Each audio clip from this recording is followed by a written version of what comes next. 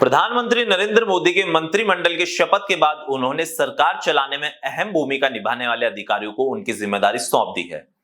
PM Modi के सबसे करीबी माने जाने वाले अजीत डोभाल को उनका कार्यभार सौंपा है और फिर से उन्हें देश का एनएसए यानी नेशनल सिक्योरिटी एडवाइजर नियुक्त किया गया है।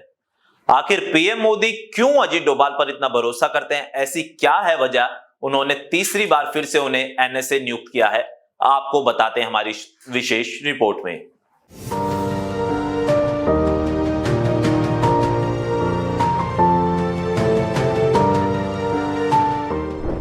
अजीत डोभाल वो शख्स है जिसे कोई भारत का जेम्स बॉन्ड बोलता है, वो शख्स जिसके नाम से पाकिस्तान थर थर कांपता है, वो अजीत डोभाल जिसे प्रधानमंत्री नरेंद्र मोदी का राइट हैंड कहा जाता है। उसी अजीत डोभाल को पीएम मोदी ने तीसरी बार एनएसए का पदभार सौंपा है।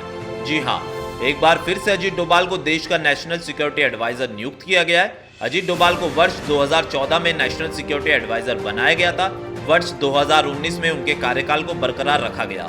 अजीत डोभाल के अलावा पीके मिश्रा भी प्रधानमंत्री मोदी के प्रधान सचिव के पद पर बने रहेंगे। अजीत डोभाल को मोदी सरकार के तीसरे कार्यकाल में राष्ट्रीय सुरक्षा सलाहकार के तौर पर तीसरी बार नियुक्त किया गया है। देखा जाए तो विस्तार से पहले भी वो 10 साल के कार्यकाल के साथ सबसे लंबे समय तक सेवा देने वाले एनएसए हैं।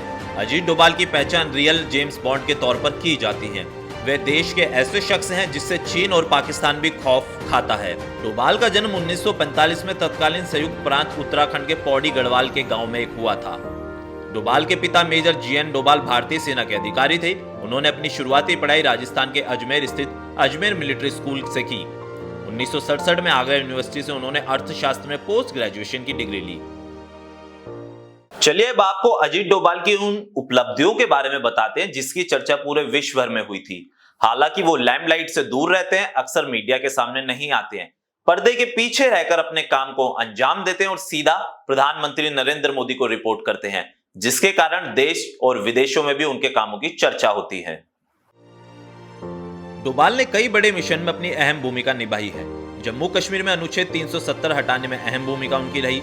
पाकिस्तान में सर्जिकल स्ट्राइक की रणनीति बनाई, वायुसेना और नौसेना की रणनीति तैयार करवाई, चीन के खिलाफ डोकलाम में बेहतर रणनीति अपनाई। डोभाल के नेतृत्व में पुलवामा का बदला लिया गया। वर्ष 1999 में कंधार विमान हाईजैक के मुख्य वार्ताकार थे। 1988 में खालिस्तानियों के खिलाफ ऑपरेशन ब्लैक थंडर में भी उन्होंने हिस्सा लिया था। नागालैंड के अलगाववादियों के खिलाफ सेना अभियान चलाया। साथ ही उन्हें कीर्ति चक्र से भी सम्मानित किया जा चुका है। बता दें कि राष्ट्रीय सुरक्षा परिषद का नेतृत्व राष्ट्रीय सुरक्षा सलाहकार करते हैं, जिनका मुख्य काम राष्ट्रीय और अंतर्राष्ट्रीय सुरक्षा से जुड़े मुद्दों पर प्रधानमंत्री को सलाह देना होता है। एनएसए का यह पद पहली बार 1998 में तब बनाया गया था जब देश में दूसरी बार परमाणु परीक्षण किए गए थे। सरकार में एनएसए का पद काफी अहम होता है।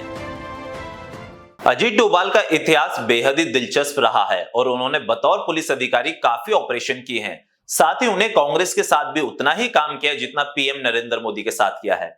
उन्होंने बतौर एनएसए होते हुए सबसे ज्यादा ऑपरेशनों में हिस्सा लिया है और उनका कद का अंदाजा इसी बात से लगाया जा सकता है, वो हर विदेश यात्रा में प्रधानमंत्री नरेंद्र मोदी के साथ दिखाई देते हैं। हालांकि उनकी नियुक्ति को लेकर विपक्ष की तरफ से कई सवाल भी उठाए गए हैं। ऐसी ही जरूरी वीडियो देखने के लिए आप हमारे चैनल को सब्सक्राइब करें और बेल आइकन दबाना ना भूलें। बहुत बहुत शुक्रिया।